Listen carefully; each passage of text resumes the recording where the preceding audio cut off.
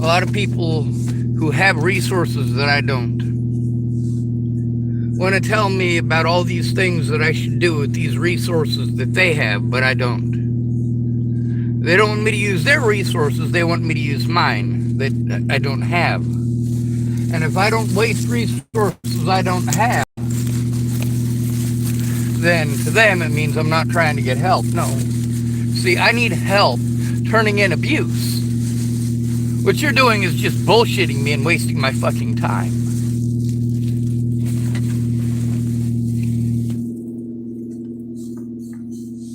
As of when I started this video, I had 420 friends.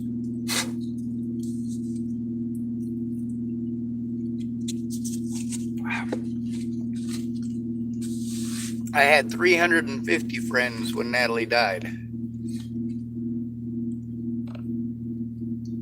I ended up with over 900 friends after she died. Had to sort through all those people and try to find one that actually gave a shit, because obviously with all the friends that I had gone to try to get help and the way that they had fucking treated me before Natalie was killed, I had no friends that I could go to that would actually fucking help. All they wanted to do is fucking argue with me.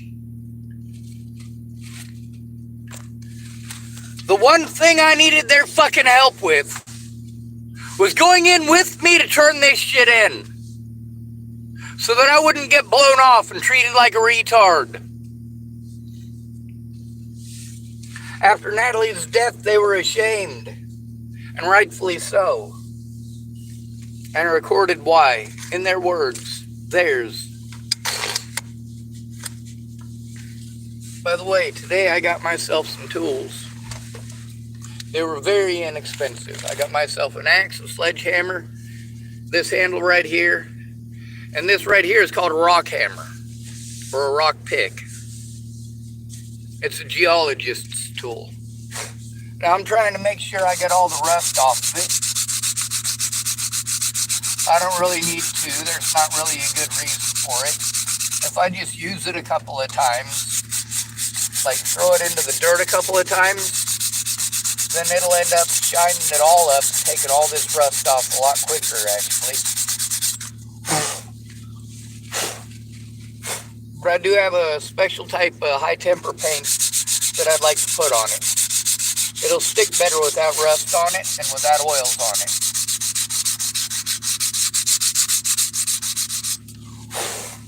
I can't use it very much because of my back issues. One thing that people don't want to understand is that I get worn out quickly, really quickly. I make sure that I keep my hands busy, no matter what.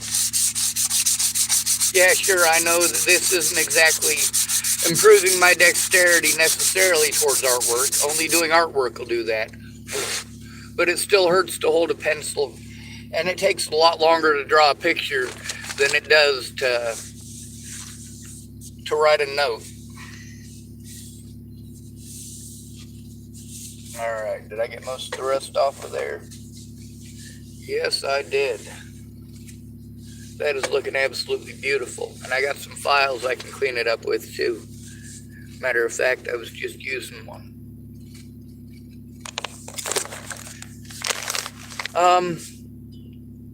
Without a friend or family member and the ability to have one device to record on live on the internet so that I can prove that I did it instead of having to beg for the evidence back after they've stolen it. If you try to turn in the cops, all they have to do is press false charges on you and then deny you the right to turn anything in until after you're done with all of your court stuff. Telling you they can't investigate anything as long as you still have court stuff going on. There's a file. This is the little baby one. Let's see how well it'll work to deburr. Not that I can hold it very well. I really can't. Oh, wow. For a cheap-ass file, that works extremely well.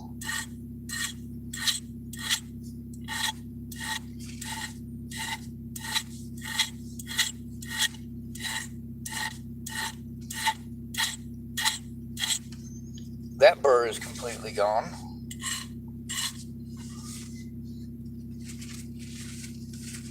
Oh yeah. Oh, let's see if it'll sand down better with that.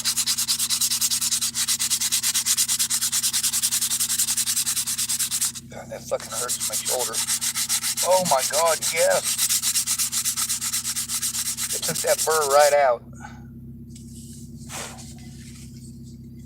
Anyway, this is obviously a tool. It's obviously going to get used as a tool. The sledgehammer I can't use with as long as the handle as it has. But I got my tricks. There's this stuff called leverage. Weight and leverage. And I have a bow, like, for hunting animals. And it's currently disassembled because it's a takedown bow. But I can actually use that and make a treadle hammer. Or something very close to it.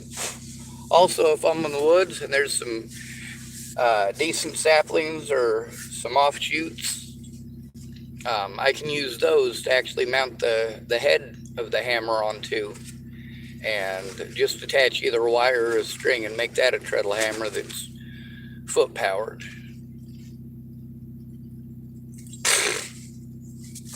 People give away a lot of bikes. I can't actually get on a bike, but if I had a little set of stairs that I built up next to it, I probably could. But I couldn't.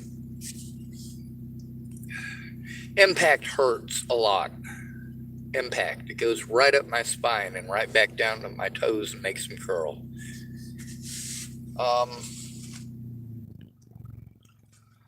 I'm burning gas, but I needed to make sure that my electronics have some charge on them. I don't have enough money to survive the month on, and I gotta try to find a storage facility that's on a ground floor, even if I have to pay extra.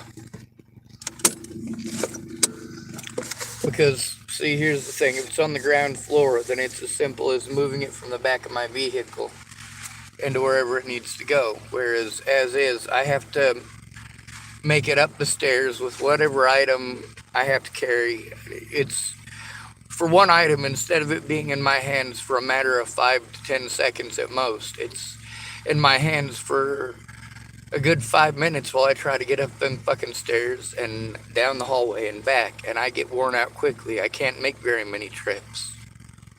And I can't afford the gas to keep on going back. I mean, it gets expensive on gas, especially in town driving. And there's not just my physical disabilities, but the thing is, there's temporary stuff, like I did break my pinky toe, but it's getting healed up. There's also the fact that I am a vulnerable adult. People can just call me mentally ill at any point in time and deny me my rights as a human being. Oh, fuck, that hurts my neck to do that. People make all sorts of cocky-mamie fucking excuses to pretend that I'm not disabled. But then again, disabilities that I have, as well as disabilities that I don't have, are used to deny me my rights as a human being. I'm denied my rights as a disabled person because they call me mentally ill instead of disabled. I'm denied my rights as an intelligent person because I'm called mentally ill, which means I can't be intelligent. Meanwhile, they want to hold me accountable for things that I was forced to do to show that it was wrong and that it's illegal. And they want to treat me like I'm a horrible person for doing those things. Like, no. You told me it wasn't illegal, and I told you that it was. You wanted to argue. Officers did that. I had officers telling me that the things people were doing to me weren't illegal. And those very same officers came over to try to arrest me for doing those things. Like, hey man, I had you personally recorded telling me it's not fucking illegal. What do you mean it's illegal now? It's magically illegal now? When did it just magically become illegal? Because you told me just yesterday it wasn't. These officers, they don't have an answer for their bullshit.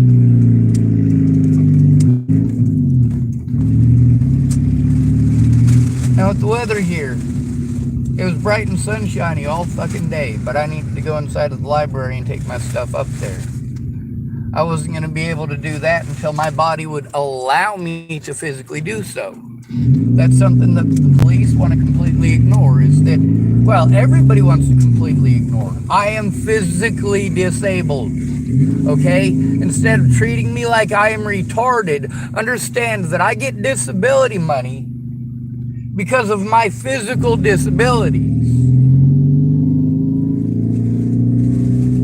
They are well documented. There's also the fact that by forcing me to move repeatedly over and over and over again with these hospitals, and yes, I've got recording after recording that shows that I went to hospitals that did absolutely nothing when it came to getting me my legal materials, my legal right to my paperwork from the hospital, to my records. Any excuse was good enough of an excuse to tell me that they couldn't. Oh, well, you can't get it in person. You have to come in with an ID and you have to do it in writing. Well, which is it? Do I have to come in with an ID or do it in writing? Because I have my ID in my pocket. You didn't bother to ask me for my ID. You just told me that you couldn't. And those arguments happen all the fucking time. When you're a homeless person, they don't want you in their fucking hospital. They want you the fuck out of there. You're a broke folk. They're not profiting enough off of you or your insurance. The government has a set rate that they'll pay. It's not the set rate that the doctors set.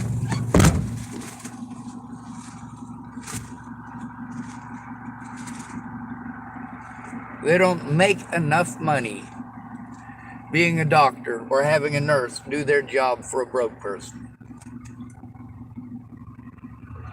And when these guys, there I go.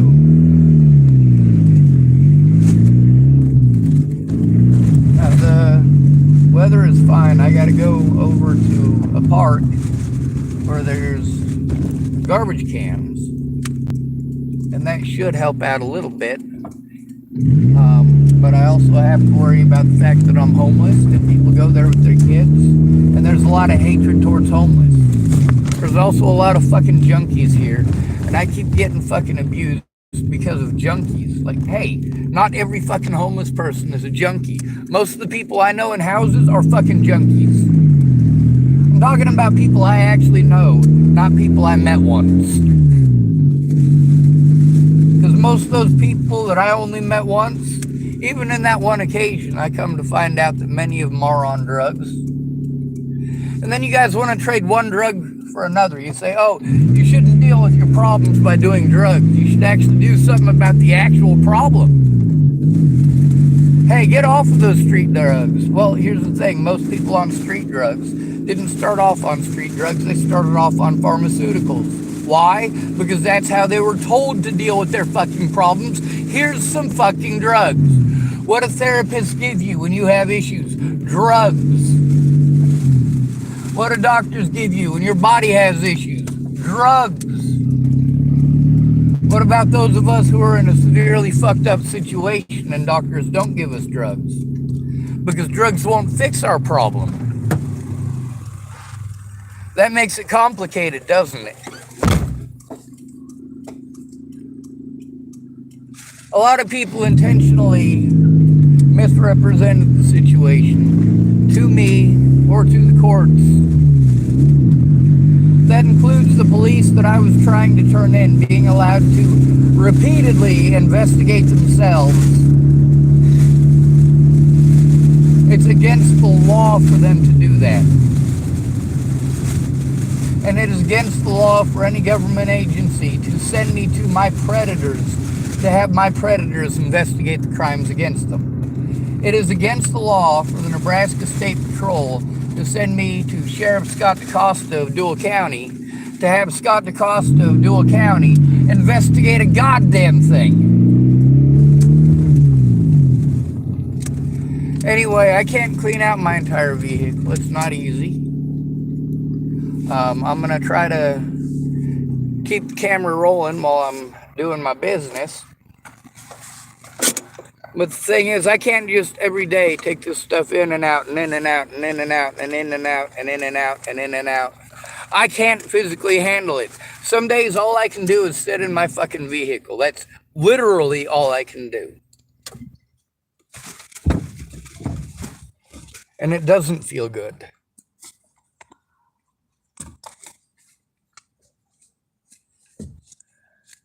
It's been raining here off and on all day while it was sunny. I needed to try to, well, between moving my stuff into storage or going up to the second floor of the library, I had to do one or the other if I was capable physically. And because I got to meet with that, God, what is he, reporter on Monday here in Tillamook, I got to try to get stuff put together so that I can show it to him quickly and easily as I possibly can, so that I'm not wasting his time or mine, and the most effective forms of communication are brought across to the man. Obviously, if I'm overwhelmed or I have a very short amount of time, it will scare me and potentially shut me down. If I don't have the resources, I don't have the resources, no matter how much you want to victimize me and tell me to do things I don't have the resources for. Put that on top of my car. Got a few tools I should put up there, just to get them out of the way for now.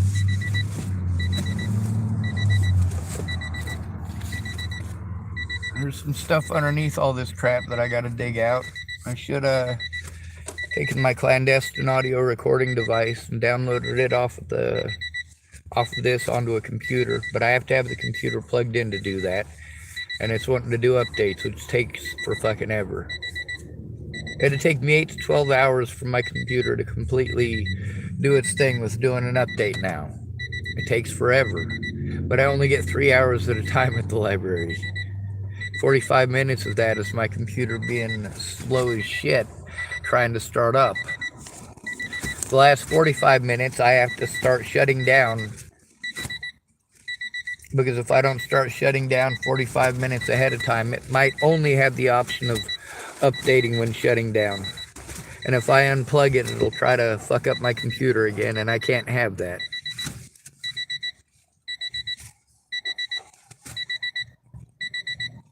That fucking sound is driving me to drinking. I can't focus on what I need to when you won't shut up. That's another thing about when I finally get a place where someone says, oh yeah, I have a safe place where you can sit down and work on that. And then I get there and I can't focus on what I need to because they won't shut up about them. A lot of these people, they're just really lonely and they're glad to have somebody they can talk to, but then they just don't shut up. I need to be the one heard if they're going to help me. If not only am I not getting their help as they promised, but I'm also not able to help myself because they won't stop pestering me. It's not that I am ungrateful for their help, it's that their help isn't help. It's not that they meant it as an insult. Some people just have shitty personalities. Some people just don't realize how needy they're being.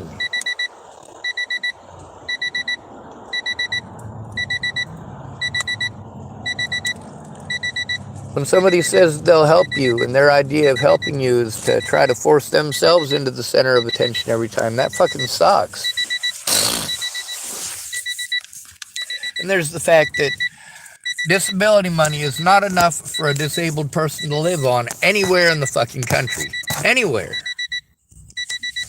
Let alone if their complete history, their entire history, has been fucked from the start because they never had the ability to rent a place. Never had a cosigner. Never even had a fucking ID. Once you turn 18, as soon as there are areas of space there where it doesn't say that you had a job, or it says you didn't have a place, that is automatically counted against you.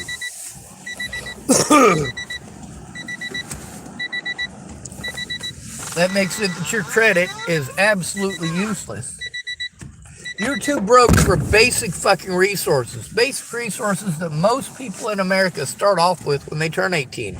They've already got these resources. When you want to say, oh, well, I had my first car when I was 16 because I got my summer job and I busted my ass for it. Yeah, and who helped you to pay for the insurance? I had summer jobs too, and winter jobs, and fall jobs, and spring jobs.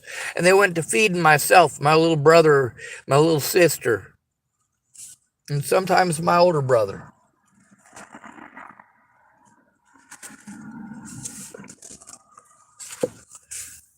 Right now, it physically hurts to get up.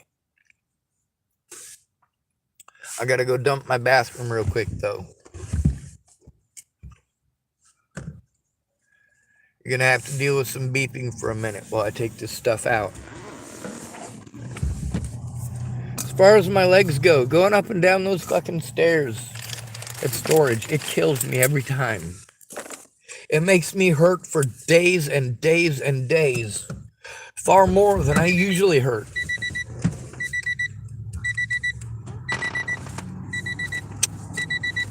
People are like, hey man, why don't you smoke pot? Why don't you get some Vicodin? Why don't you get some painkillers? Oh my God. See, that's the thing, is that you give somebody pharmaceuticals because they're in pain. And then you take away the pharmaceuticals and they're still in pain, so they go to street drugs. Then you tell them that everything that has ever happened to them is all their fault because they're a drug addict. So they should get off of the drugs and take more pharmaceuticals. Either way, it's drugs, drugs, drugs, drugs, drugs, drugs, drugs, drugs. 70% of the world's opium population consumed by the United States. Opiates population. That's just natural opiates. What about the synthetics?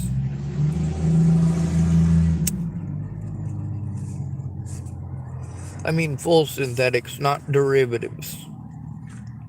That's the thing about the opium, is that we still produce opium. We still import opium. China still gives us opium.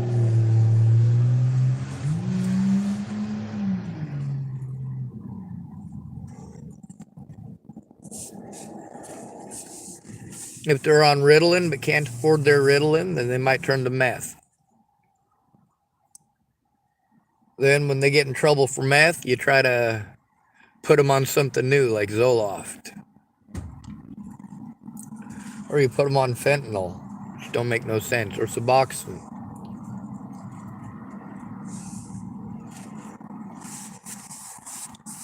With heroin, you start off, you break your leg's in a lot of fucking pain, you take opiates. If you got back pain, it's even worse, because back pain is permanent.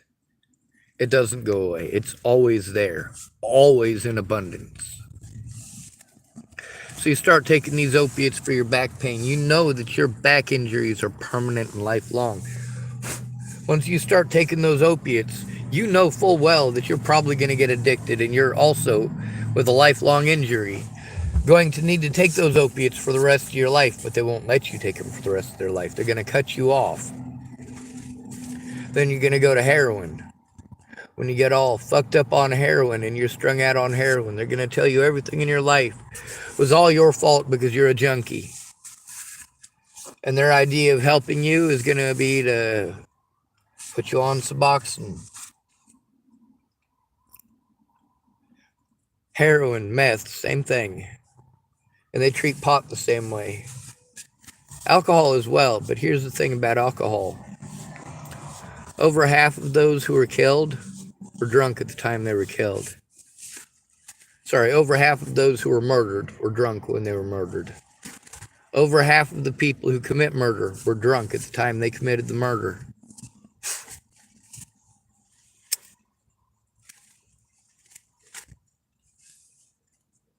You wonder why it is that I'm more afraid of alcoholics than I am of meth addicts. Of course, I'm more likely to encounter meth addicts.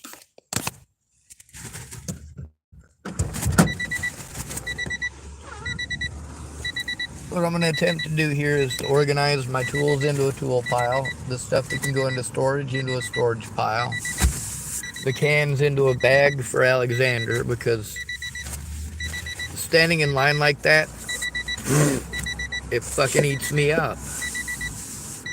I would have done that today because a guy gave me, or a lady gave me a whole bunch of beer cans that they'd saved. That was awful nice of her. Now this right here is not my bathroom. This is actually apple juice. Don't tell anyone. Alright, I'll take them one at a time, I guess. It's just been in the container. It was opened about a week and a half ago. It's probably turning into alcohol already, or vinegar. I did buy some yeast today, though.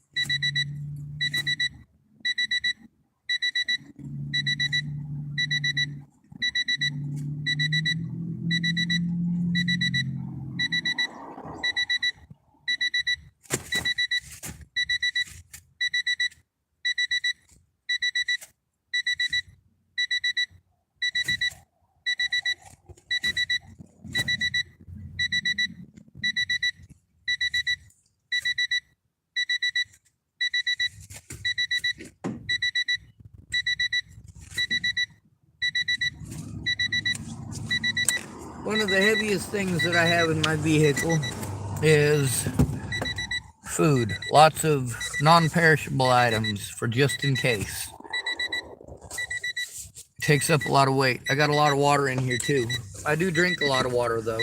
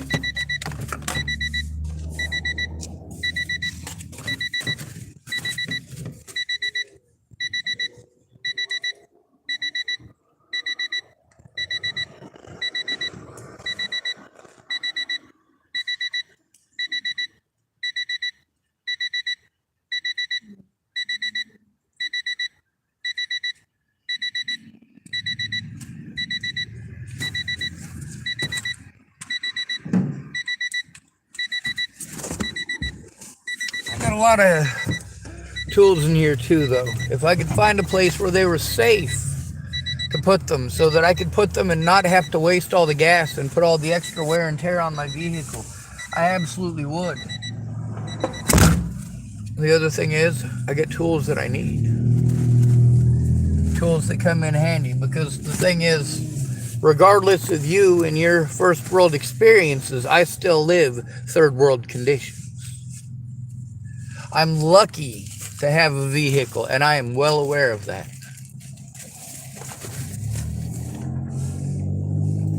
I'm not so lucky that I'm abused and that nobody cares because of the tag of mentally ill. You want to pretend that everybody with a quote-unquote mental illness is going to be the next serial shooter. Meanwhile, 80% of Americans have already been diagnosed with one of those things in the DSM-5.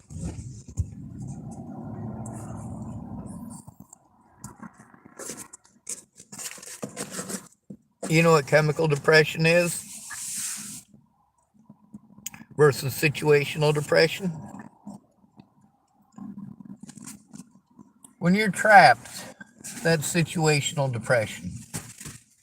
When you're being abused in a situation where you're trapped.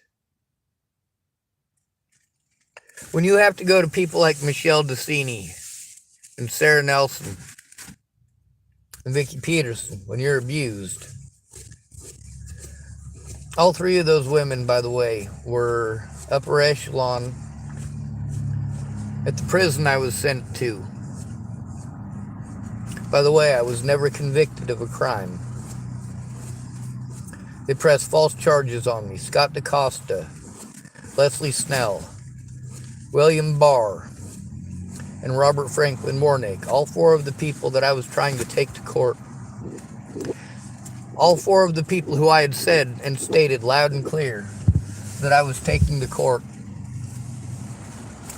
All sold false narratives, but they worked together to do this, which shows conspiracy.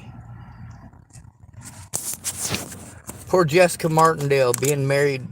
Jessica Barr, being married to a piece of shit like Will. I gotta deal with people's assumptions. Because I'm a male, I must be a horrible monster. Because I'm homeless, I must be a junkie, must be a child molester or a rapist. Must be a horrible person who can't say no or can't take no for an answer.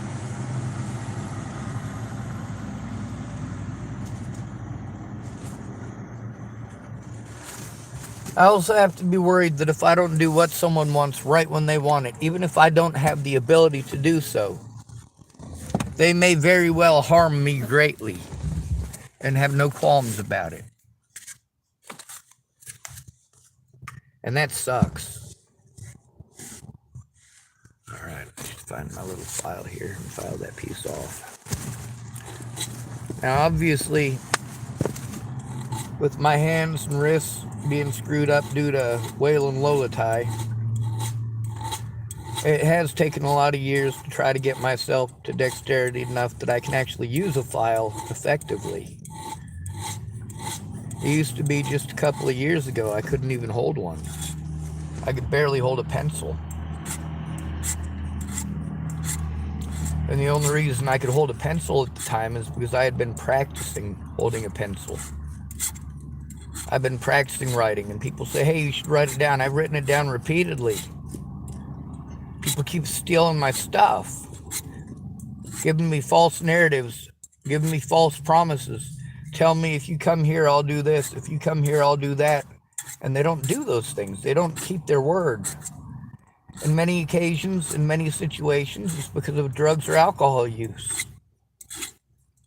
Meanwhile, I get treated like I'm a druggie or an alcoholic, and these druggies and alcoholics, I've got them recorded admitting that I don't do drugs or alcohol, but they never came to the courts about that. They never spoke up about that to the public. They talked with me about it, and I posted it up live. Not all of them. Some of the people I talked to, I knew what kind of information they were going to give, and that their legally protected personal information was not something that I needed to worry about. When there was a situation like that, I always tried to get it on my clandestine audio recording device.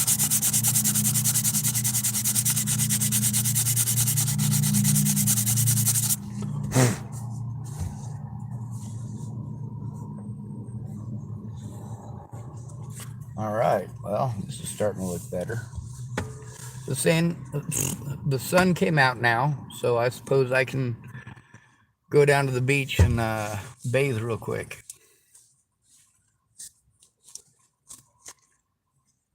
Yeah, I'll be covered in salt water, but that kills everything.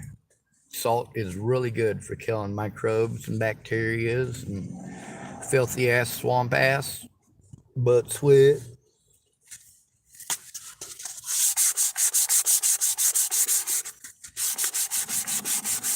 Gotta get rid of that them there butt sweat.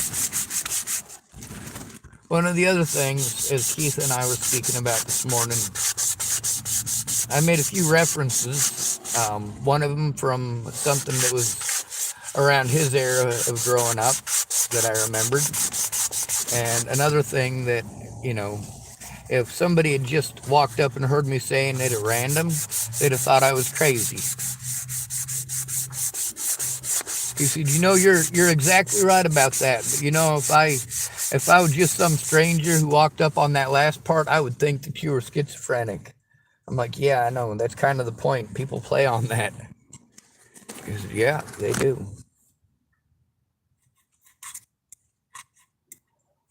There's lots of people that are not stupid. There's lots of people that know that the world is not a fucking pretty sunshiny goddamn rainbow, no matter how much they want to pretend it is. Thank goodness for those people, because they tend to not pretend. They pretend to be more, or they tend to be more realistic in their expectations and their interactions.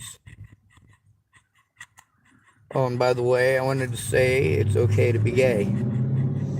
Those of you who have an issue with that, stop shoving your religion down my throat.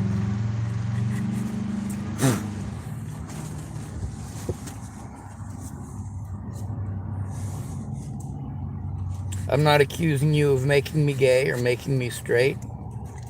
What I'm saying is it's not your goddamn business. That's also the same issue that I have with the LGBT community. I'm fine with you being gay, but can we focus on something other than that? Is there nothing else to your life that is important?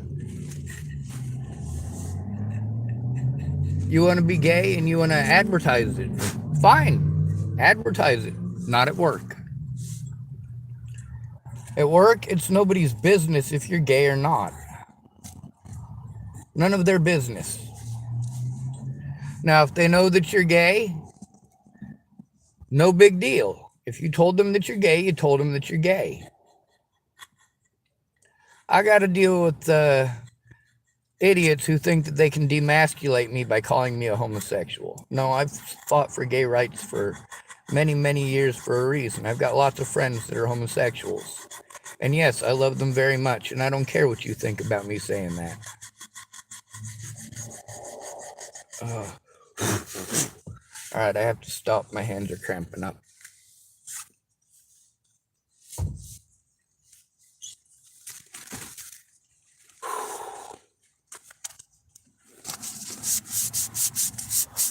Try to keep them in motion. And just so you know, this hurts like a son of a bitch. It's not an easy thing to do.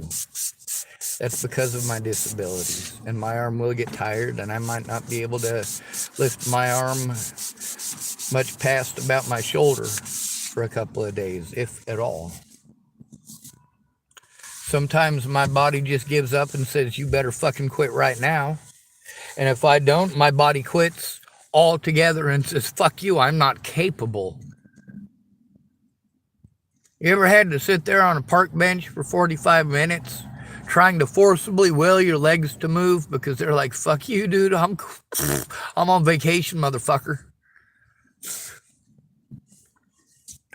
And then, of course, my disabilities only exist when it suits people. Well, that ain't right. I'm only insane when it comes to denying me the right to show evidence or face my accusers or show up to court or make a police report. But I'm magically sane enough to know that wrong shit is wrong when they want to sentence me or they want to charge me. Well, if I'm supposed to know that it's wrong when I do it, then how come I magically don't know that it's wrong when other people do it to me? Those of you who say, hey, Sean, you're a hypocrite. I fucking know it. Don't I know it?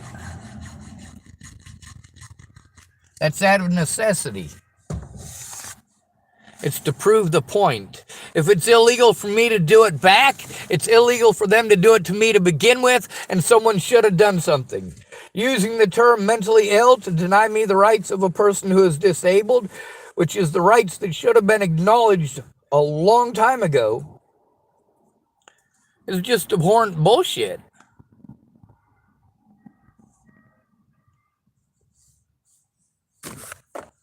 All right. It's too bad I can't find the tape I wanted to wrap around the neck of this. That keeps it from splitting.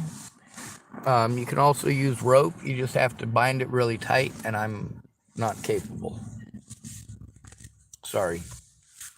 I wanted to use black electrical tape, although it's not the best tape to use for it. Not unless you have a high stick tape on the outside of it. And since I'm not able to find it, I'll just have to deal with that. Also, I want to put one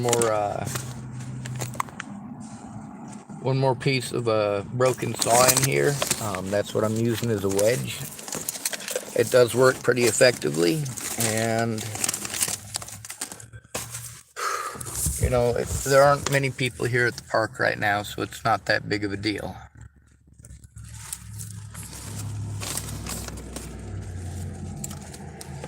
I have to live in this thing. I live on that pile there.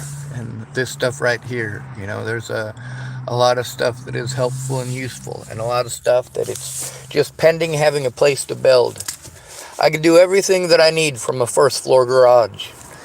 You put that fucking garage on the second floor, or you make it so that I have to park behind or in front of the building across the street, and then I have to go all the way through the building and upstairs or up an elevator and then through the building through there with stuff on my back. I mean, this becomes extremely complicated. Meanwhile, I'm told that I chose it. Oh, well, you know, that wouldn't happen to you if you hadn't broken the law. No. Those things happen to me regardless of me breaking the law. Me breaking the law was a last-ditch effort to try to get help when my so-called friends were busy looking the other way while making empty promises and telling me they were my friend. Are you really my friend if you're ignoring me? If I have to beg you to care? If when we speak to each other, you're so busy telling me about you and your problems and your family that you never hear what my problems are, so you don't know anything? When I ask you to go away because you're not being a friend, you've ignored me for so many years, and then you want to go, oh, well, I'm going to care now, but only as lazily as fucking possible.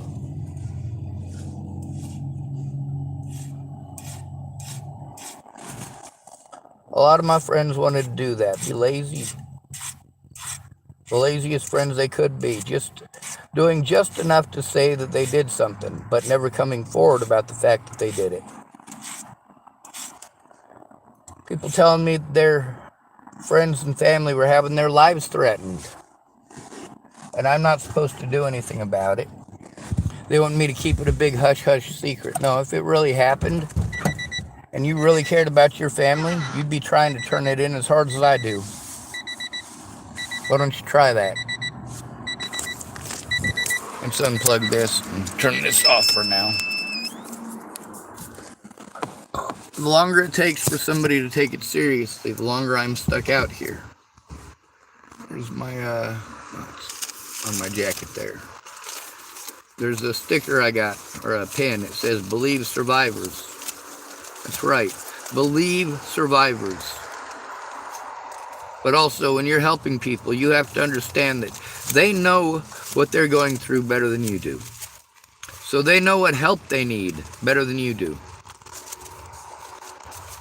So maybe instead of telling them what to do and what to think and asking them for trying to get a shortcut, that's what you're doing. You don't want to spend any time working on it. You want to look for any fucking shortcut that you can, including making any excuse that you can not to try. That's not a friend. Caitlin Tatum was aware that I was trying to get help from a friend years ago, before Natalie was killed. There's a lot of other people, like Brandon Ratner, same thing, before Natalie was killed. Laura Nelson, before Natalie was killed. Brenda Dickinson, before Natalie was killed. Cindy Taylor, before Natalie was killed. Veronica Bruce, aka Veronica Seward, before Natalie was killed. Joanna Taylor Smith, before Natalie was killed. Maddie Boa, before Natalie was killed.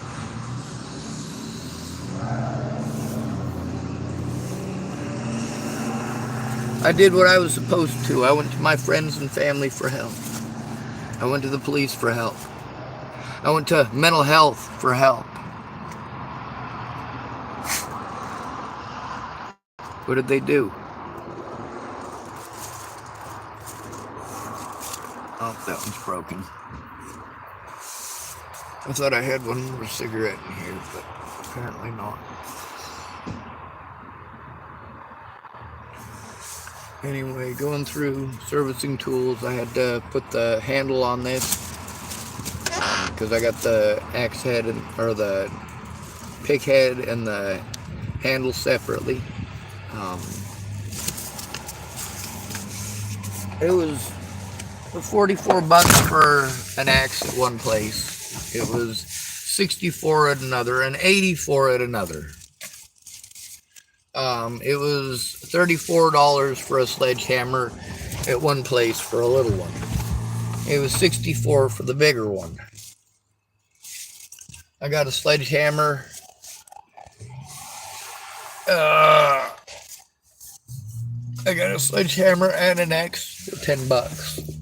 A double bit axe. Those are $109 here. Boogers.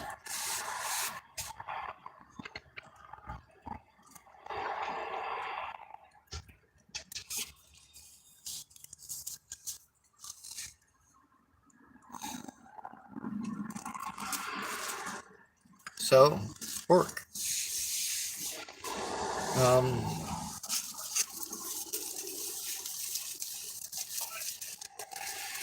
I got some stuff to get started with. I got this Tommy mat, $2.99. That'll give me an appropriate bed space and measuring tool.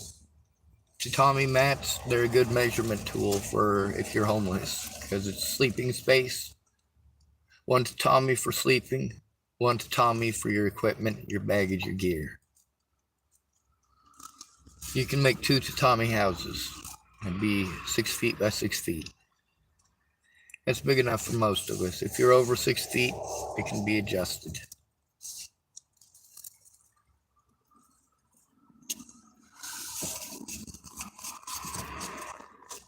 Matter of fact, if you're over 5'8" or 5'10", sorry, then it's probably a good idea to have a 3 tatami house, which really isn't that big. It's 6 foot by 9 foot. I don't want to get started on this project. I'm working on the little stuff first of all because I'm going to need to centralize it all into one tool case. I know I did get a tool case for the smaller stuff. Obviously it's buried. There's also materials for different projects. The Tommy mat, that's basically a measuring tool, and I do plan on marking it out too. It's probably not going to hold together that well, but I've got some stuff that'll help to improve that.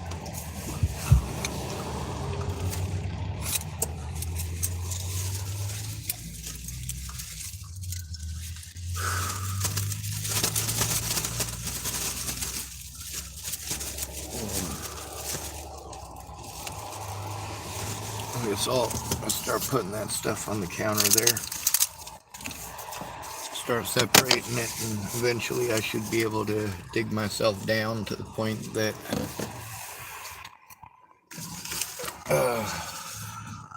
I've got something I can use as a tool bin.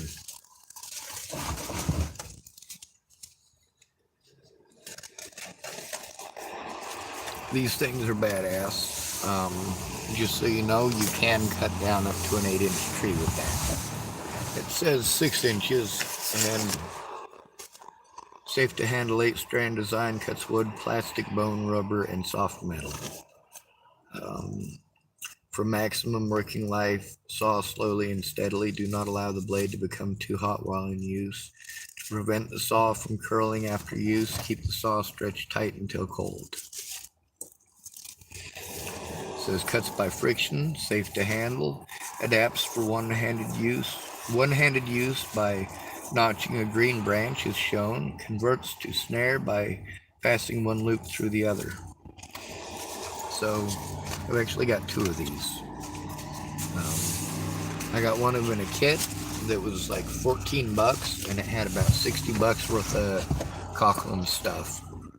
The reason that I know that is because at the time, this is before COVID hit, and I've still got the saw from it. And the whole kit was like 14 bucks. At the time, you get the Commando saw for $1.99. And I ended up getting this one $3.99 because I couldn't find my other one.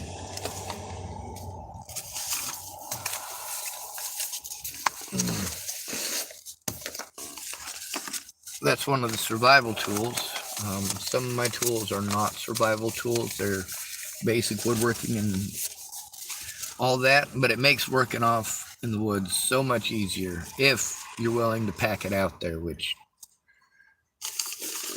you get too many of these, you get one box of these, there's 2 of them in there. You should probably pick the one that you're most likely to use,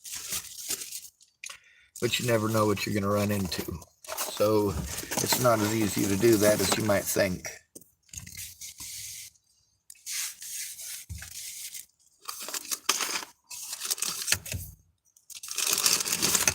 Right here is a parts bin, basically. Oh, buggers are gross.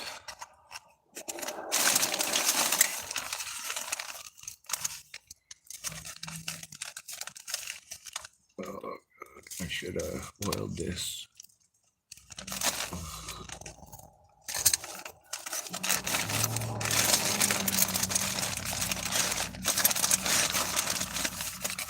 Tools.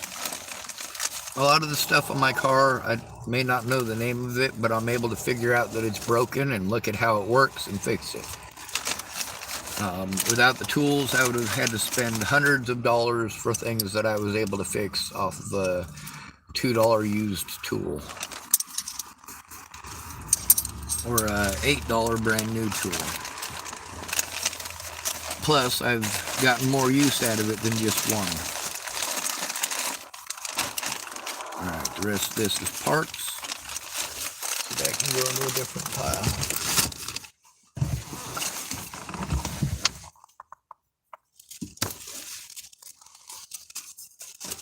This is for dog shit. Alright, so organizing this stuff, I'm able to do a little bit at a time. A lot of times I'm just too exhausted to do anything.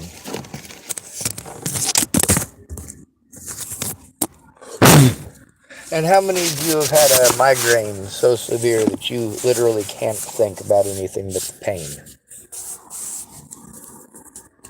Well, I'm stuck with that often now, and also with severe emotional pain. It is, I'd say, a worse equivalent. I'd say that it's worse than having a crippling migraine. To have to be afraid to go to the police because of your gender, because of your monetary status, because you're abused until you have post-traumatic stress disorder. And then when you exhibit the signs of long-term abuse, here's the thing, is that those signs of long-term abuse usually don't start coming about until you've already tried to get somebody to listen, and they didn't. They didn't listen, they didn't care. Like when your dad molests you and you tell your mom and she blows you off. It doesn't feel good, does it? Not even a little bit, not even at all.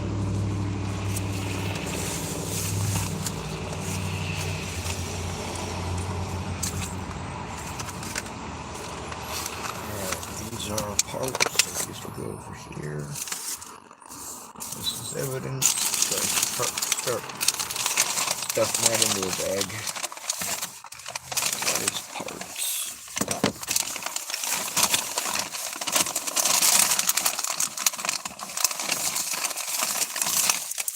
That's garbage, but the other stuff isn't. This can go in here. Survival poncho.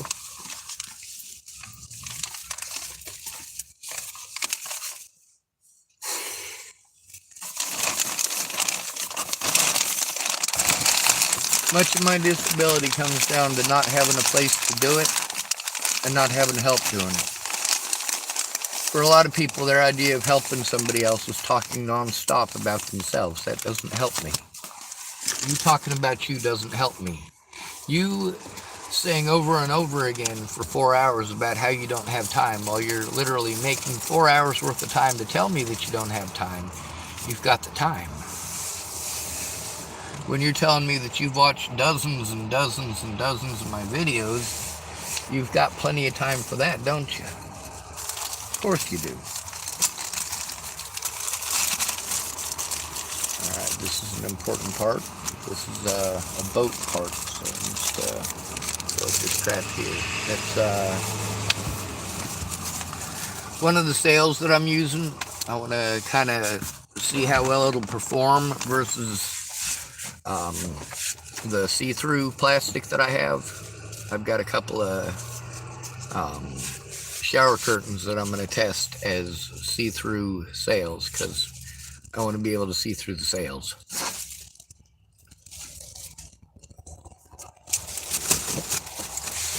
But the shower curtains, might need one of these to help get them from stretching too much.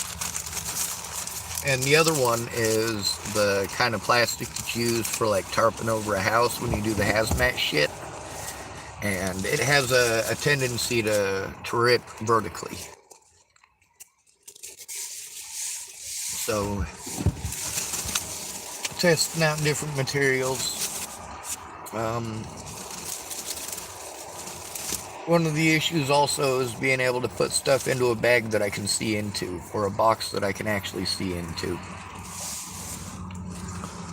I do have an anvil. Let me show you my anvil. You're going to love this. It's a piece of metal I found in the road, and it is part of a leaf spring.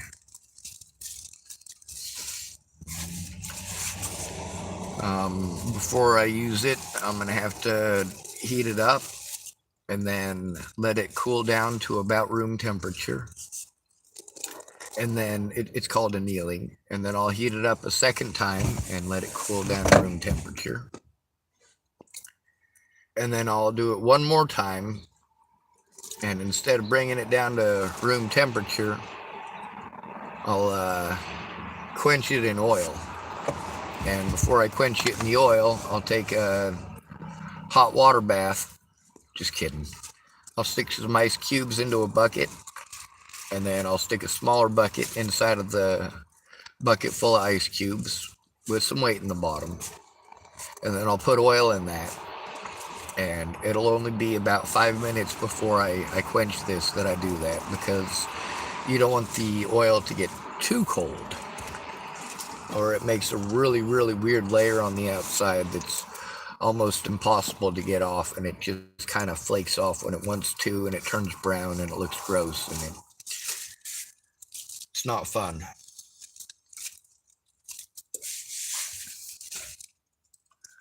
Obviously, I talk to my YouTube channel a lot because I don't have any friends in real life to talk to. A lot of y'all, you hear people talking nice to me. Well, that's people in the stores that I can go to. And I'm a customer. And they're supposed to talk nice. They're expected to. There's some stuff here that is intended as prototypes for testing things out. Like all of the umbrellas are intended for testing a windmill design, where I'm going to, instead of having a windmill sideways, I'm going to make it so that it's on top, and so that it can be cantered a few degrees in any direction. That way the wind can catch it. I've got an ingenious design for preventing the umbrella from flipping over backwards. As many of y'all may know, once an umbrella gets a certain amount of wind force, it flips up. Well, just like with a parachute, if you make a string that goes from the very edge down to where the pilot is, or in this case, the handle of it. Alright, this can go over here for now, because of course, with not being able to go to storage, the least I can do is organize my stuff into bundles that are easy to do that with. Alright, camping stuff. That'll go over here with the commando saw.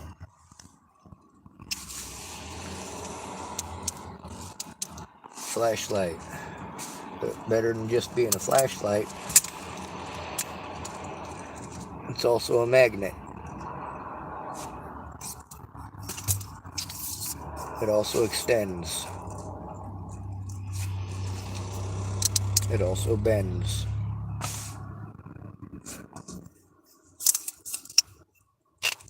This is a mechanics all-in-one. Oh my god, they invented that? I want one.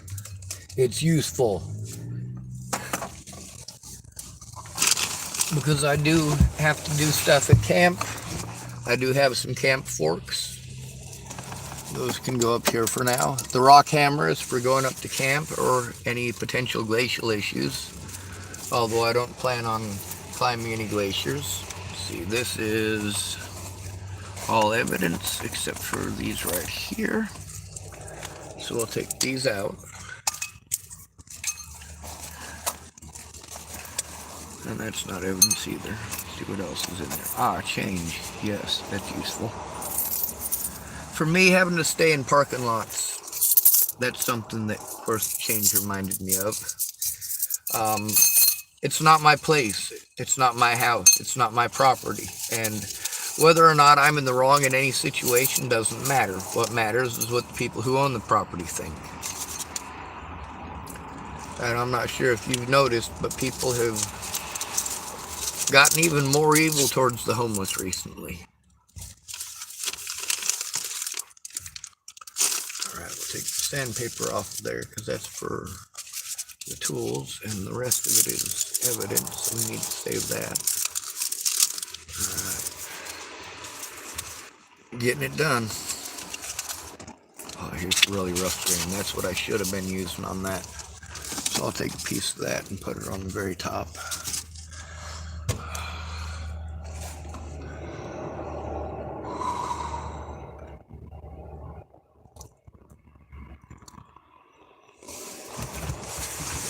When I finally get down the tape that I need, I will be super stoked.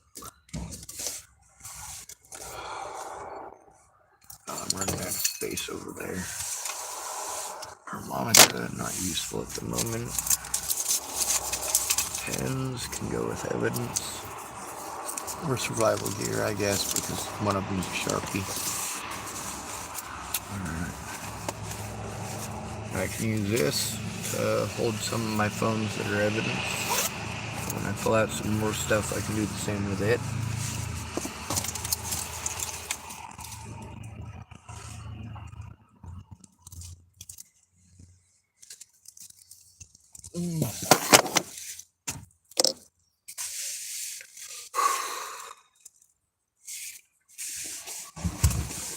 This time I have enough charge on my phone to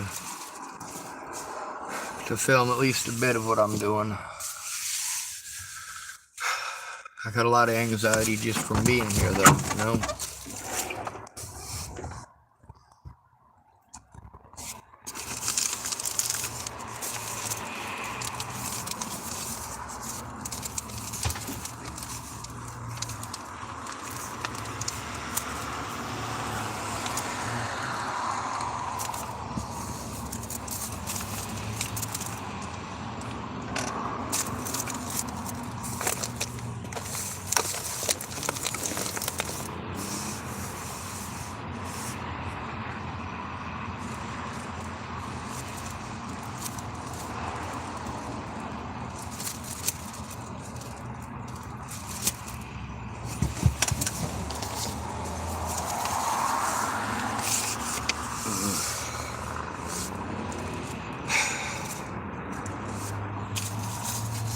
Be nice if I was in less pain. Alright, that's autumn. Let's open that up here with parts and tools.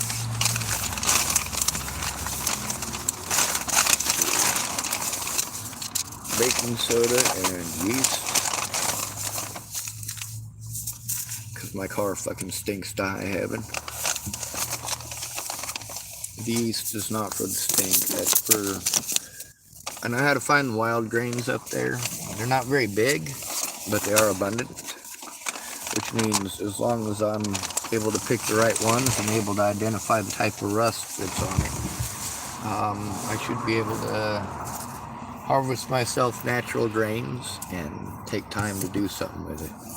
The problem is not having a place. A lot of people keep telling me, if I get this and I get that, they'll help me, and I get what it is that they say I need to get in order for them to help me. And when I get it, then they dip out. They're like, oh, I'm too busy, I can't be bothered.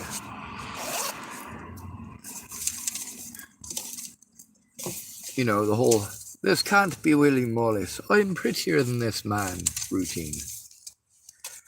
I thought it was funny. If you don't get the reference, well, you probably missed the movie Braveheart.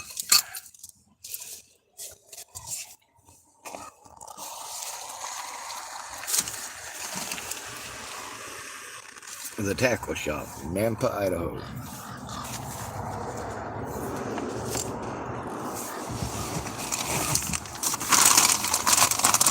Well, I guess I got a bag to start putting these tools in now.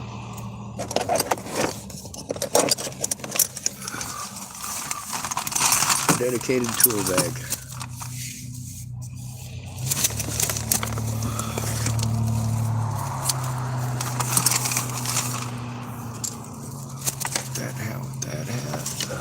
Grab these here tools. Oh yeah. Now we're getting it.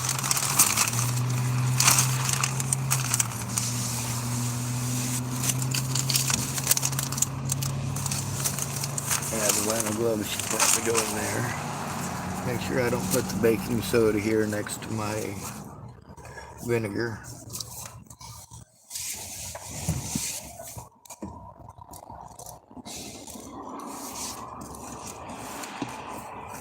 When you're forced into homelessness, which is what happened to me when Natalie was killed, especially after having your name slandered the way that mine was, people don't want to help you. They want to wait to see what happens. Well, they're a part of the story, and what ends up happening will be based on who gets heard, and that is based on who tries, who actually makes the effort.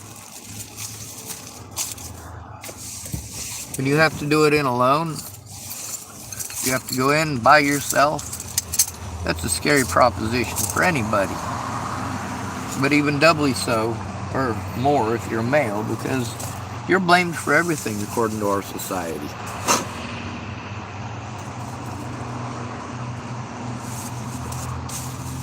Your dad raped you, and now men are rapists. I've had women sexually assault me. So the question here is,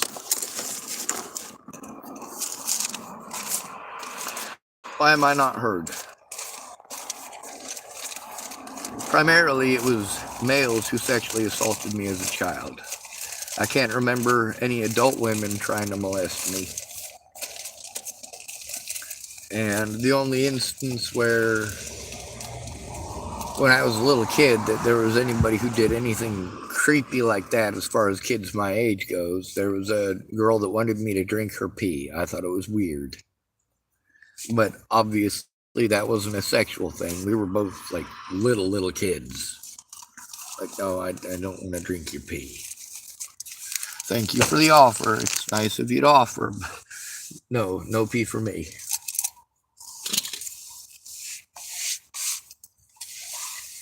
Now, there was a situation with my sister, but the thing is, that was an even younger situation. My little sister didn't know what she was doing. She was able to figure out, based on my reaction to it, that it wasn't something I wanted. It wasn't something that was okay, even if our babysitters were doing that. We were not our babysitters. Now, of course, here's my Believe Survivors button. It's pretty important. If you're arguing with the survivor, they don't have any trust in you. They're losing trust in you by the moment. The more you interrupt them and talk over them and invalidate what it is that they are trying to tell you, but for the love of God, you just don't want to listen.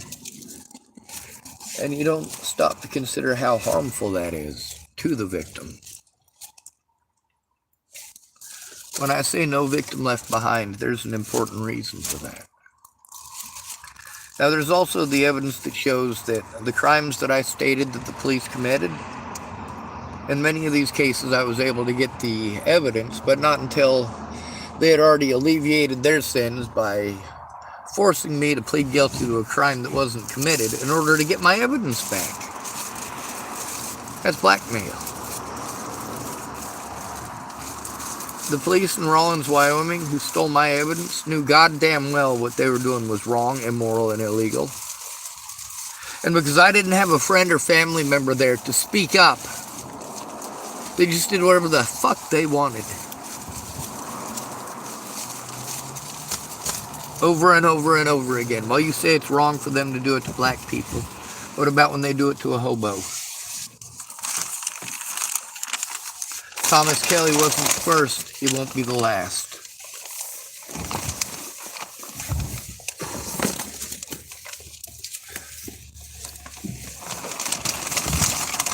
I probably shouldn't mix tape in the same container, but I'm going to do so anyway.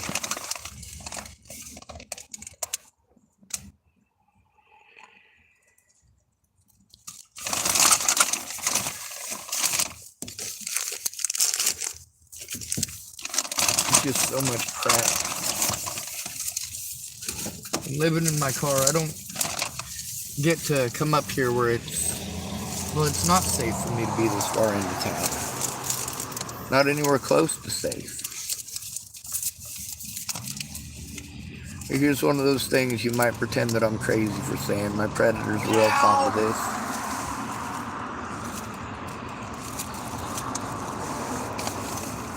Black Chevy Impala.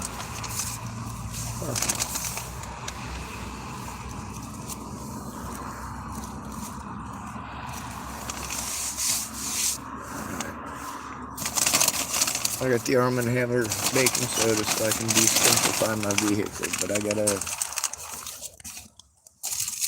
dig down to the part I gotta pour it on. This is full. It's Coughlin's Camp Heat. Kind of essential on cold nights. I also have a wood burn, or not a wood burning, alcohol burning stove or burner. It's, you know, like a stove burner for a range top gas, but it's not gas, and it's just one burner.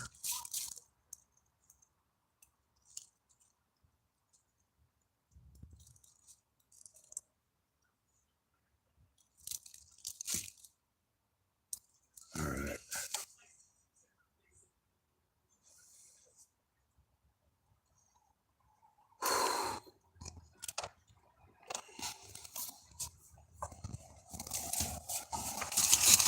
One of the things that's important as well is to have everything all together in one place. Like, of course, if you've got internet, but you've got no place to plug in your computer, or you've got an apartment, but you've got no internet, and you got to turn in evidence, you're being told that you have to do this over the internet, over the internet, over the internet, over the internet, over the internet.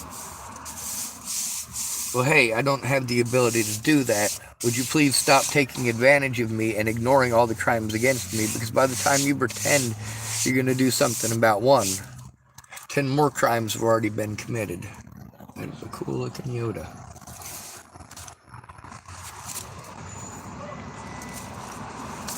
I guess I'll put him in here with... We're making a luck charm or something, I don't care.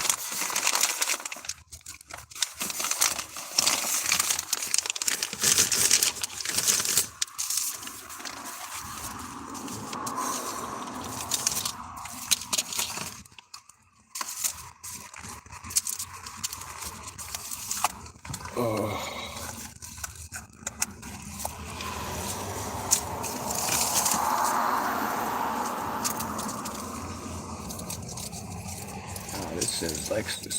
Very cool. I'm not finding the cutting tool though. I thought I had some fingernail cutters here.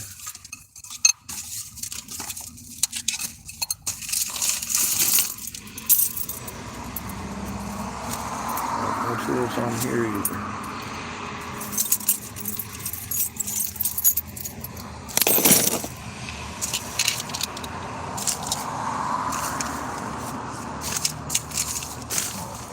Another one of my files. I can go up here. Oh wait, no, there's one here.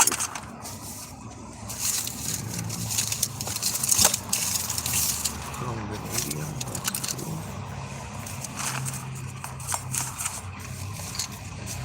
And this is for certainly a tool.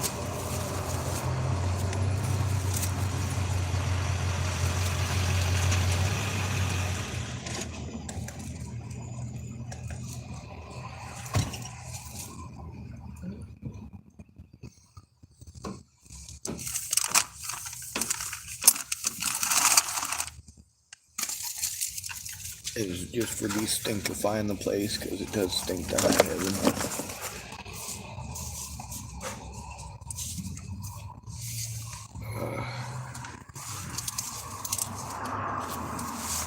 I know for a fact I do have scissors in here somewhere. I literally have scissors on this seat next to me somewhere. Here's my day planner. Day. This is evidence. I'll put it right here. It's evidence that certain people that I said exist actually do in fact exist.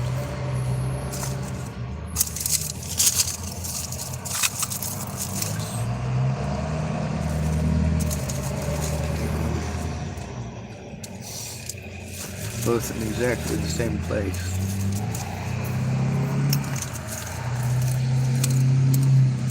One on top of the other.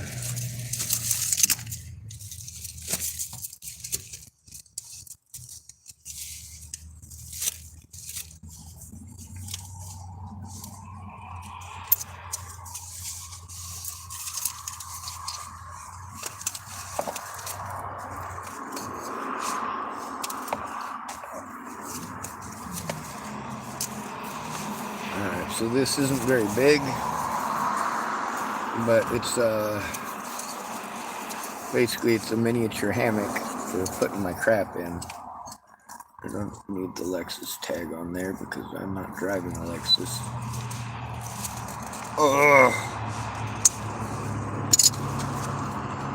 Just a little cargo net.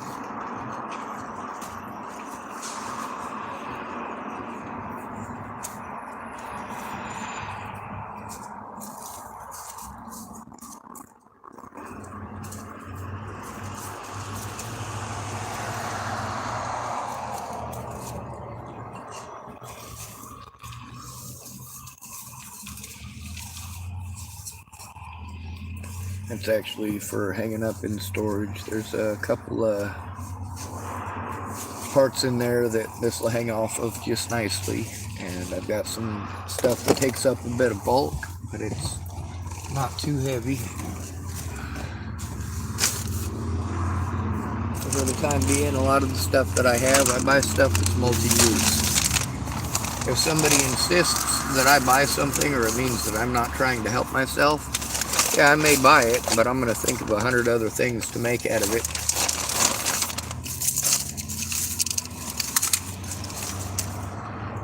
Maybe I'll make some of them things, maybe I won't. Depends on if I ever have a place to do it, and that's what it all comes down to for the most part. Having a place to do it. Yeah, you can work on your car, but people don't want you working on your car for a week in their fucking parking lot. They're not going to let you just park at the local school and do that. Not even if your car broke down at the local school while you were going to pick your kid up. They're going to expect you to get it towed.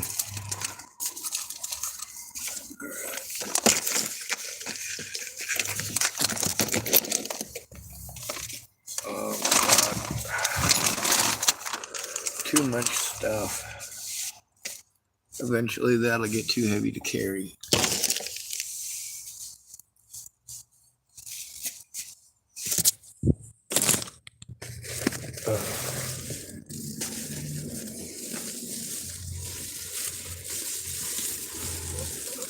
There are a lot of days where I can't do anything except just sit here If I am able to walk, it's not very far.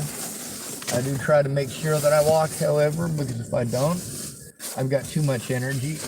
My legs will keep on moving, and I won't be able to get any sleep. That turns into a pain in the butt. We all gotta sleep. Somebody was telling me it's got something to do with the buildup of lactic acid. I guess that does make sense, but I don't know all the science behind it. I know it's called restless leg syndrome, and it's not something that I've been diagnosed with. It's just something that happens. Whether you have diagnosis of it or not, that's one of those things where if your legs are constantly in motion, they're constantly in motion.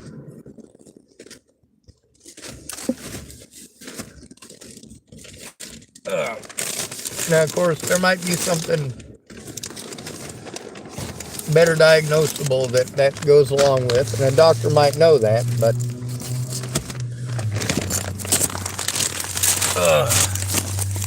it's also something that I never bother to take to a doctor because it's not been a major issue in my life when I haven't been able to physically do those things for myself.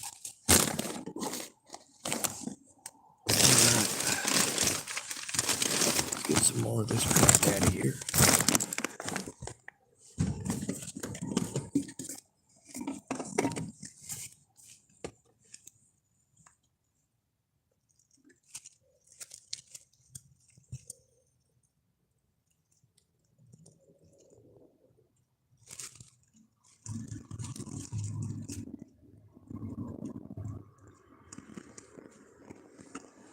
The sign over there says no home garbage. Well, this is my home. I hope they'll make an exception. Otherwise, I have to live with all this crap. And it's dangerous for me to stop up here. This is where a lot of my predators hang out and live. Let me show you this little adaptation that I made to this umbrella. It's not super spectacular, but you'll be able to see, at least in part, what I mean.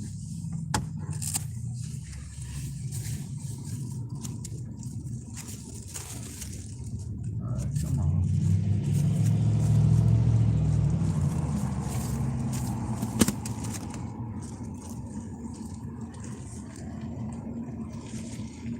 There's only 3 of them on here so far, but there's going to be more.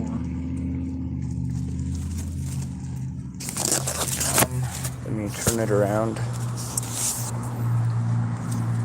Right here is the string. It's attached back here, and it goes all the way to there. If you pretend this right here, where it says reins, if you pretend this handle here is where a paratrooper would be, then the guidelines come off of the paratrooper up to the edge of the parachute, and that keeps it from folding back the other way like it does in a high wind.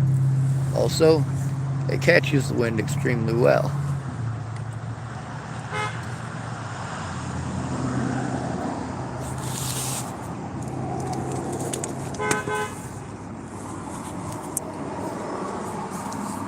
There's a lot of stuff like that. Sure, if I was to make it on a big old ship to go out on the ocean, I'd make it different. But this isn't about building a big old ship. It's about showing the concept and hoping that it gets other people to use their heads for ideas. Even if they just steal my idea straight up, great. Even if it's just them taking the concept and warping it into their own concoction, absolutely wonderful.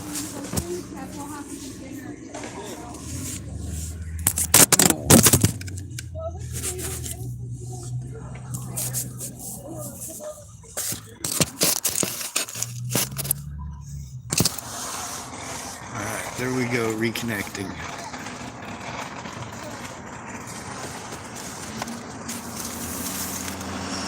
Garbage bag. Start getting some more of that out of here too. I do want to save the Safeway bags because they're small and portable, and these are a pain in the butt to carry out. Plus, between throwing away 10 of them thick Safeway bags or one of these thin things, I'd rather throw away one of these thin things.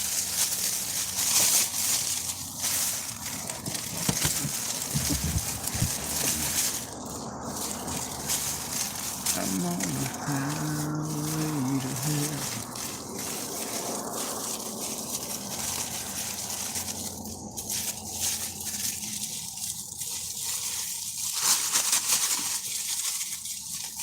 Bread bags aren't something I usually save, but if I've got a lot of nuts and bolts or some longer items that need to be held together or kept together, it's a good thing to do that with.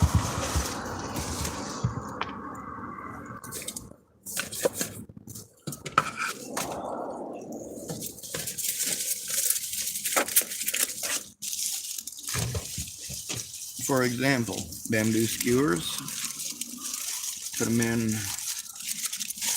right side up, that way they don't poke a hole in the bag. We'll follow that up with 2 bamboo back scratchers.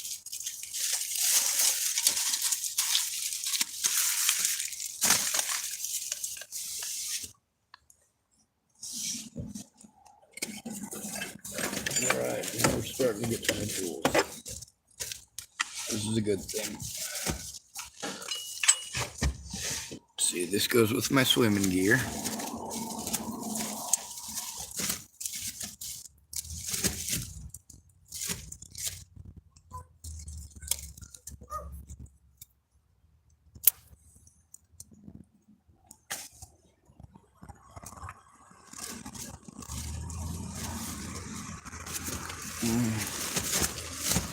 So that will go sticky stuff or parts for the boat.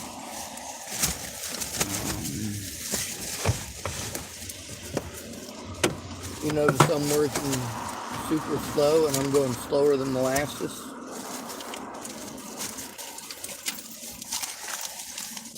See, this right here goes up there with boat parts.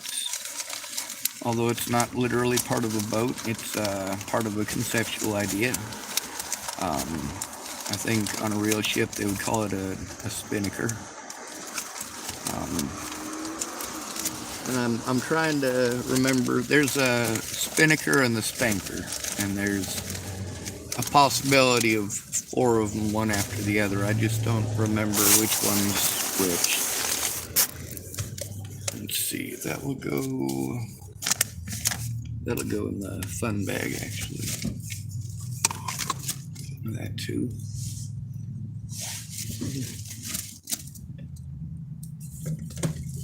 Here's my duct tape. That's what I was looking for.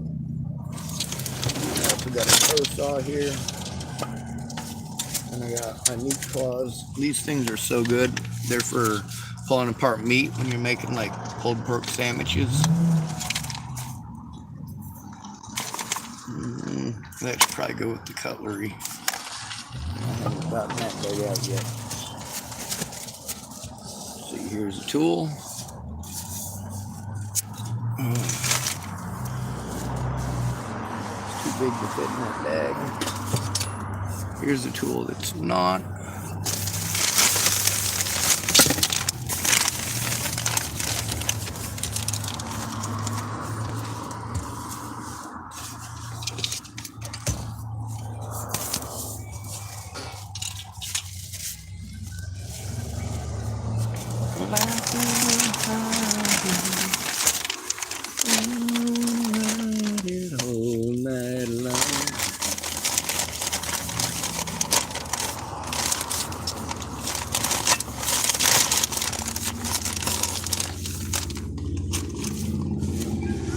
Now, the psychological abuse that I've endured, a lot of that includes neglect. Y'all know what neglect is. That's when your friend needs help and they reach out to you for help and you are too busy. No matter what, you're always too busy. You don't even know what their problem is because you've been too busy to listen to it. Busy.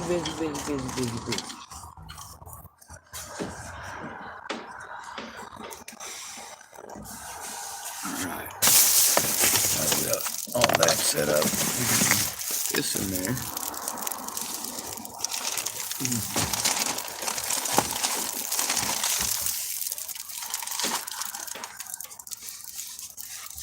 And we can put our sandpaper in there.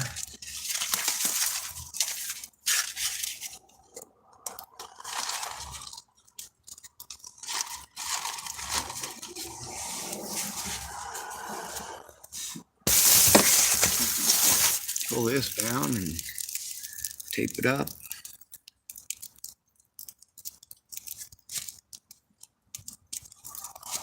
Not that it'll do any good, but it could.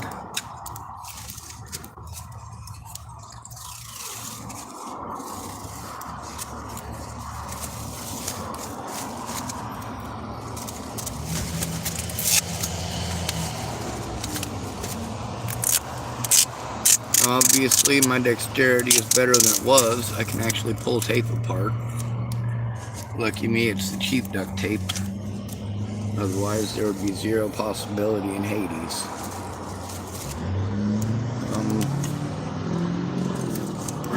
One of the disabilities, the biggest one, is people's assumptions.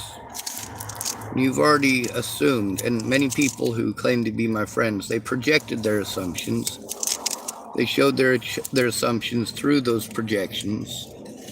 I don't mean like astral projection or anything like that, but when people say, oh, I can't do anything, and they have no idea what's even going on, but they're already assuming they can't do anything. Many of them that were a part of the situation between 2016 and 2017, all they were really involved in was telling me what to do, what to think, and what to feel. The reason they didn't know anything is because they couldn't shut up. Not my fault. But it is something that resulted in very hefty consequences for me. Lifelong consequences. And a lot of people, when I tell them that their choices have consequences for others, they want to say, hey, stop blaming me, or you brought this on yourself. No, I didn't. And I followed all of the protocols that I'm supposed to. I'm supposed to go to friends or family for help when I'm abused, because they're supposed to care enough to do something, to go in with me so I'm not blown off. And if friends and family don't care, you're gonna get blown off. There's a lot of people like Shea Burton, for example. She's a female.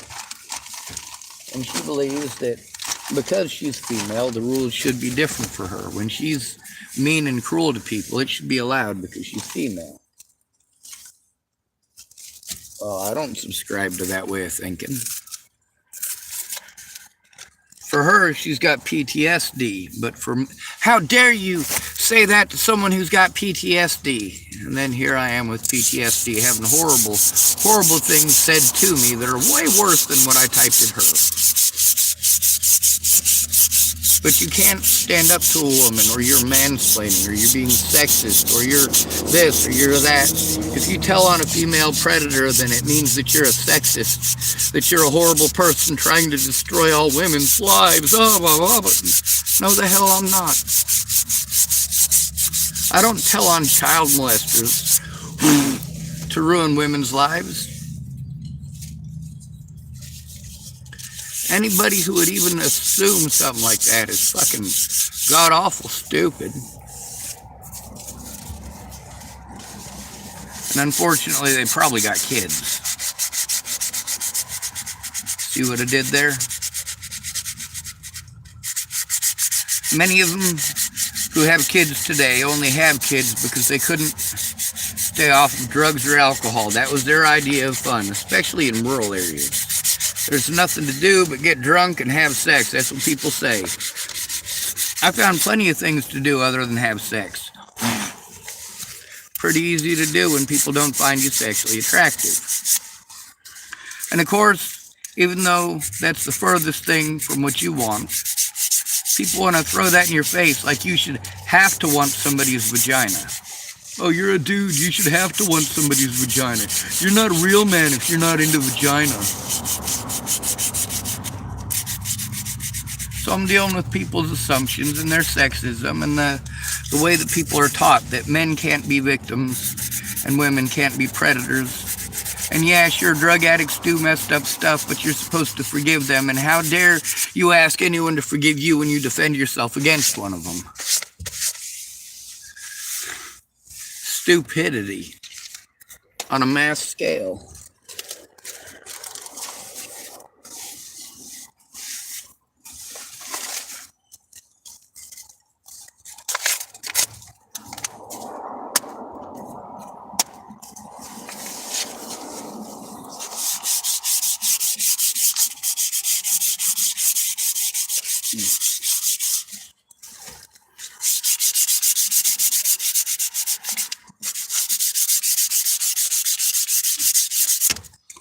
You just got to get enough of the burrs off of it that I don't end up with a splinter, because that's some really, really coarse sandpaper that I started off with.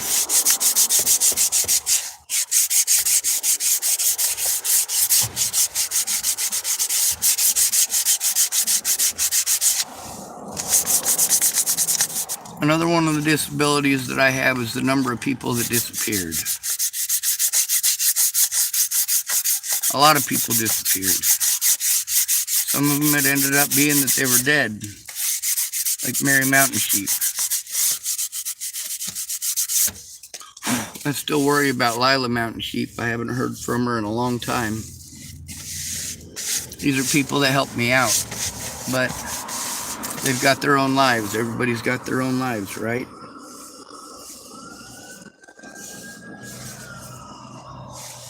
And they're too busy because they've got their own lives. They're too busy to speak up because they got their own lives. They're always too busy, isn't it? Isn't it always true that they're always too busy? Their own families, their own families, their own families. How many people have called you family and then showed you that they're not? Showed you that, sure, they may call you family, but you're not real family. Because if their real family commits a crime, they will help to the best of their abilities. Will help their family member immediately to try to get them off for the crime that they actually committed. But you, as a friend, not a real family member, even though you're innocent, you have to take a back seat to that. And you're expected to understand. And these very same people won't try to understand when you explain to them that you're being abused because no friend or family member does for you what they do for their families. Then they want to bring up the situation with their families as an excuse why they can't do anything for you. Oh, well, my daughter got busted doing this, and, she's in all this trouble and that trouble, so, I can't help you. If they're not going to help her out, they're not going to help you out. Well, your daughter actually got busted breaking into them vehicles. There's a big difference between your daughter breaking into vehicles to try to find shit that she can sell, or possibly some free drugs, and my situation. If she was being forced to do that, to protect her friends and family, that's a different story. But to protect them from what?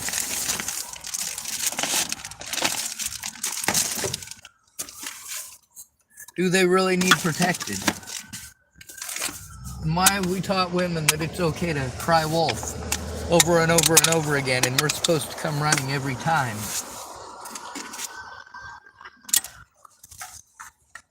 Why is that an expected gender role? It shouldn't be.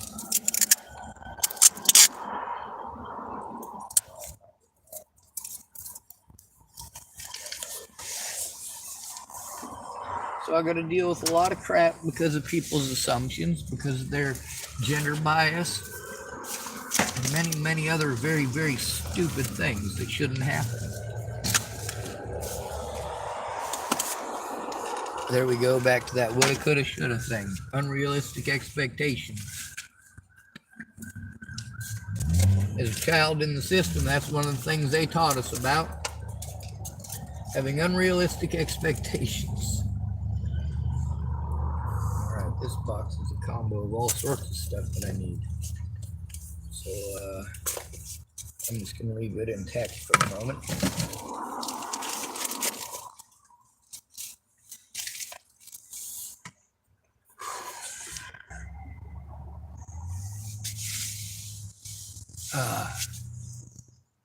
I guess this is as good a time as any to show you my sledgehammer, my double bit axe.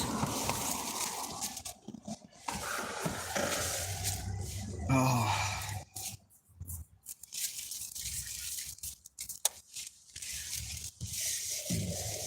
Actually, I think I'm gonna need some more.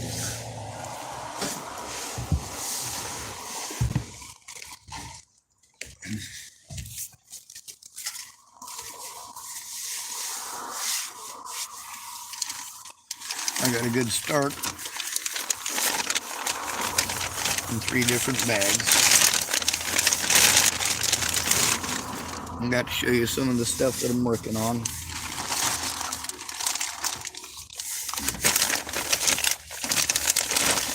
There's my tool bag.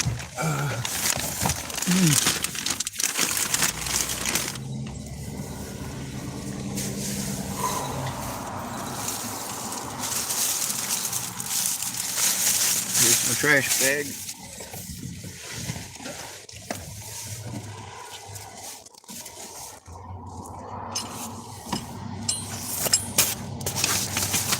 There's a bunch of fucking tools in here though, and I mean a bunch. So it'll take a while to get them all dug out. And I'll have to dig them out according to what their specific job is, and also the tools I'm most likely to need. I'll just keep with me at all points in time. Smarter thing to do, you know?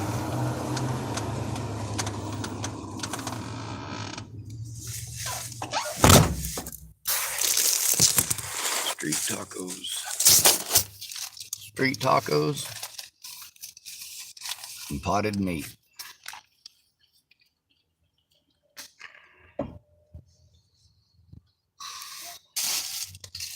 There's one.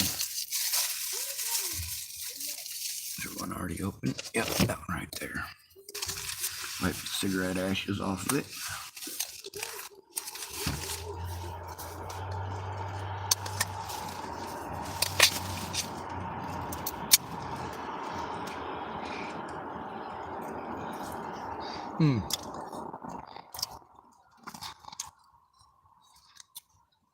Looks like cat food, but tastes like salty cat food.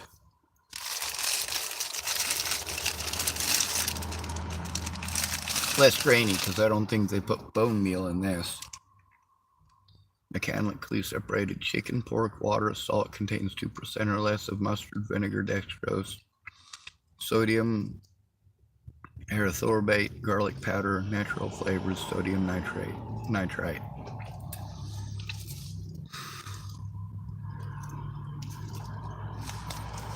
One of my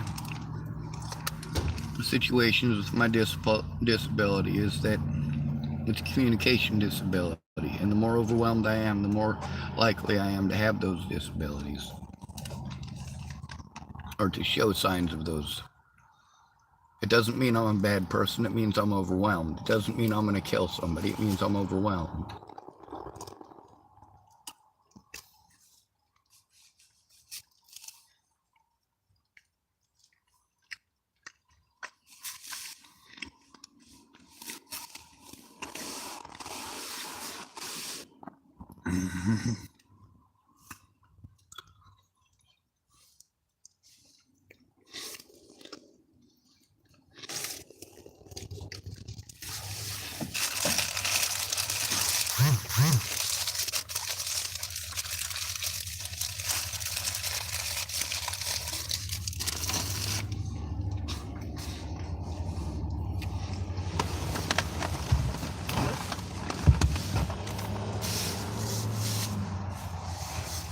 Anyway, obviously, if I'm not able to go inside of the library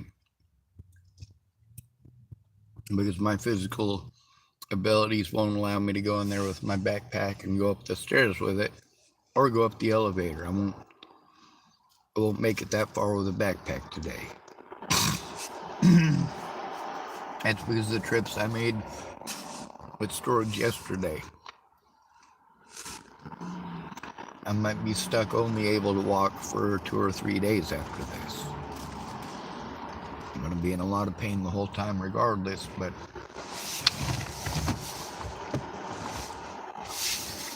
but who cares? One of my biggest disabilities is people's assumptions of my disabilities. A lot of people telling me I mind my own business while they're getting into my business far enough to tell me that I need to mind my own business. No, I don't. If I'm bringing it up, it's because it is my business. It does have to do with me. It does have to do with the safety of the situation and the safety of my friends and loved ones.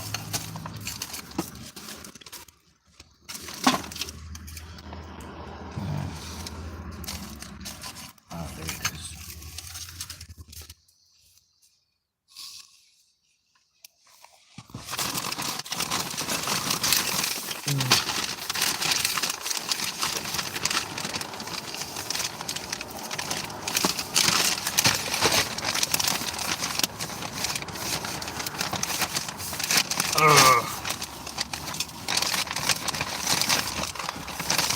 I gotta make sure that hammer is in full working order before I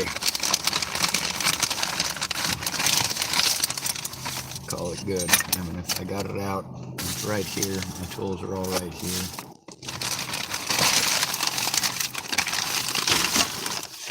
I'm gonna take a section of this old rusty saw like I did earlier. I'm gonna take another piece off of it.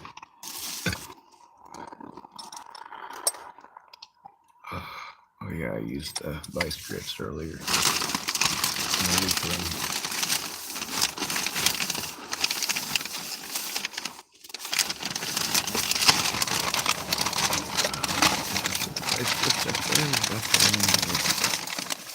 Here they are.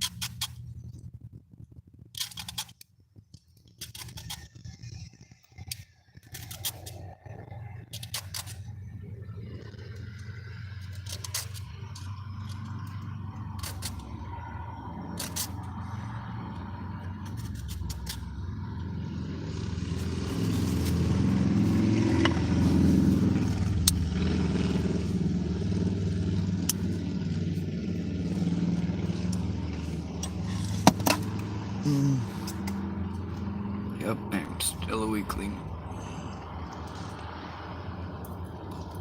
On the bright side, at least I'm still aware of it.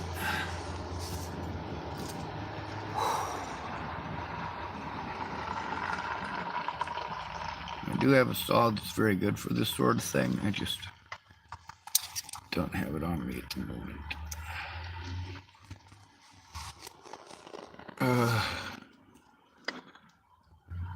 Also, this is rusty, so there's a chance I could potentially damage myself just from using it, which, well, that might make some of my predators happy. Alright, I got it. I'll take this, I'll put it on this, I'll smack it once with the hammer I'm trying to repair with. Hopefully, even though it says to use eye protection and do not smack one metal object against another, I also pay attention to the fact that hammers are used for striking nails, which are made of what? Alright.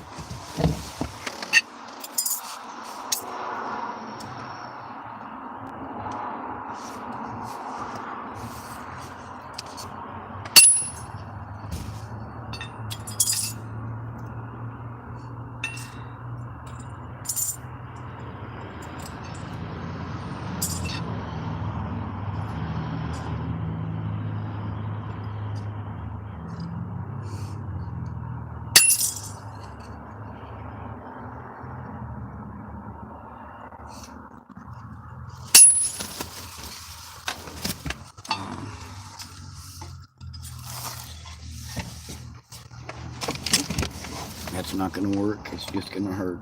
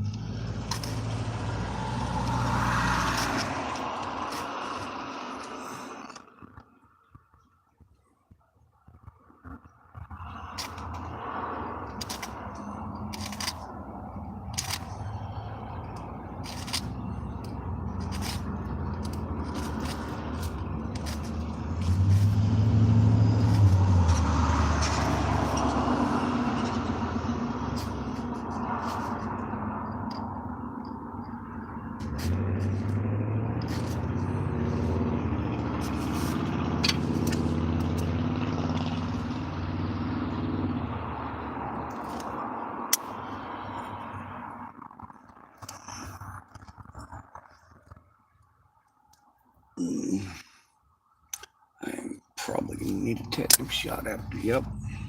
Nope, I didn't cut myself. How is that even possible? Anyway, now it's time to insert this into the hammer.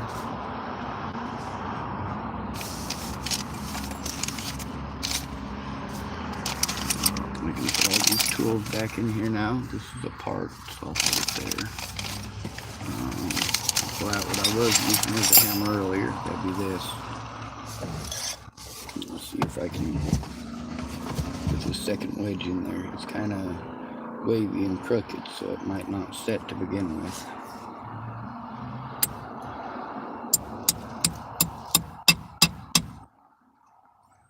Oh, it's off by just a little bit.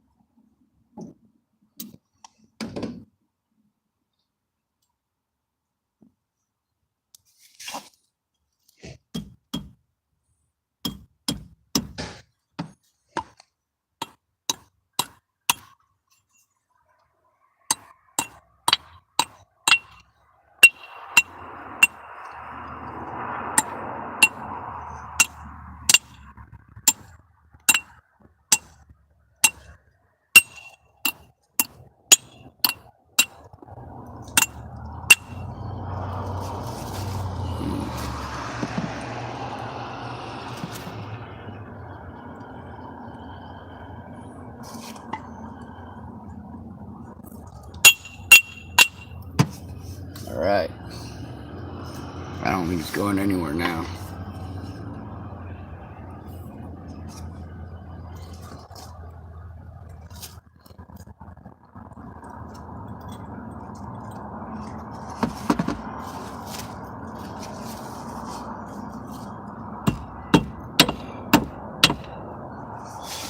quit. I fucking quit.